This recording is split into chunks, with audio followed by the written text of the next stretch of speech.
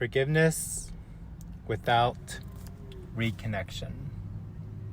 So some of us need to understand what that means.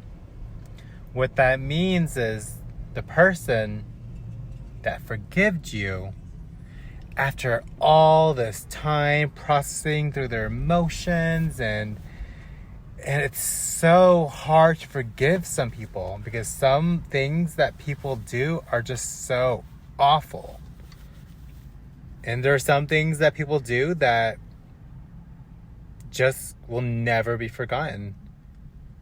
So what I'm saying is, when you forgive someone,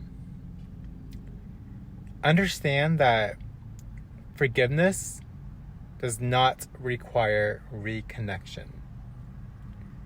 Meaning, whatever you did, or whatever you are, whatever it is, whether it be a repetitive pattern that you've been doing to someone, or something you said that was so awful. For me, it would be like death or rape, or someone who really tried to hurt you, not just saying mean things, but really try to hurt you. Especially if it's someone that you allow to be so close with you, and they really try to hurt you. You don't have to have them back in your life. It's important to forgive people that have really hurt you in a lot of ways, but you don't have to have them back in your life. That's important to know, because a lot of people don't realize that. It's really hard to forgive some people. I've done that too, but it's once I've forgiven them, it really helps me move on with my life, and it really helps me it's for the best. And they say, there's another saying, forgive and forget. I think that's bullshit. Like, I think when you're trying to force yourself to forget something or forget about someone, I think it's really harmful to your mental health, because you're kind of lying to yourself, and in the end, that's not really good for you. Instead, practice forgiveness without reconnection. Just practice that. It's gonna be fucking hard, I promise you, but it's so worth it. And another thing, if that person that you've forgiven, if they retaliate, that just simply means that they know that you cutting them out of their life means that they can't abuse you anymore.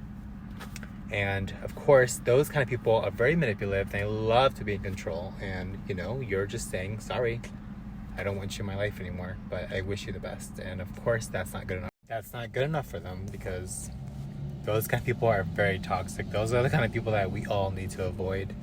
But yeah, from my experience, it's been that way. I've cut people out. I've forgiven them. Not good enough. Sorry, I'm living my best life, or I'm trying to. I hope you do the same. It's also really selfish too. If you've forgiven someone and they keep trying to force themselves back into your life, you also need to understand that they are being very selfish, because they want you back in their life, or them back into your life, and they miss the control, they miss something, but it's a selfish act. And I want everyone to know, forgive and forget. I forgive you for everything, even the shit you won't admit, even the shit that you'll eventually admit, even the things you're going to reflect on. I forgive you, but I do not want to reconnect, and I wish you the best. Practice that. It will help.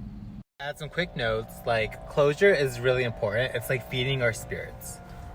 It's like food to our soul. That's how important closure is. And it's okay to care. It's okay to care about this kind of stuff. It's saying you don't care is not going to help you. Just care, but don't care enough to where it's going to affect your actions. Don't care enough where you have to think about it too much, But I just wanted to say that because, I just found this experience to be very, very helpful. For me personally, it's helped me a lot, but forgive and forget, fuck that. That's not real. Just forgive and don't reconnect. Maybe you can reconnect, depends how bad it was, but you're not obligated to. And if that doesn't make you a bad person, it doesn't make you a horrible person. It makes them manipulative if they're trying to guilt you. That's manipulation, but you're a good person. Just do that and you're okay. Thank you.